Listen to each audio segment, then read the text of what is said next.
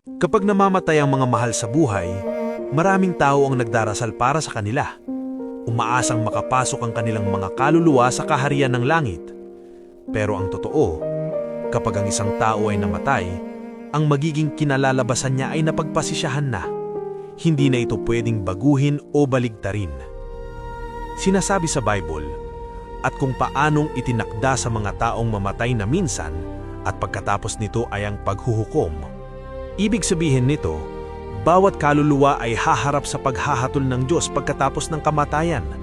Ang makakapasok lang sa kaharian ng langit ay ang mga nagtiwala at nagpasakop sa Diyos habang sila ay nabubuhay. Ang mga namuhay sa kasalanan, kumapit sa mundo at tumalikod sa Diyos ay mahihiwalay sa langit. Sa ngayon, binibigyan pa rin tayo ng Diyos ng pagkakataong magsisi, talikuran ng kasalanan, lumapit sa Kanya, at akayin ng ating pamilya papasok sa kaharian ng langit ng magkakasama.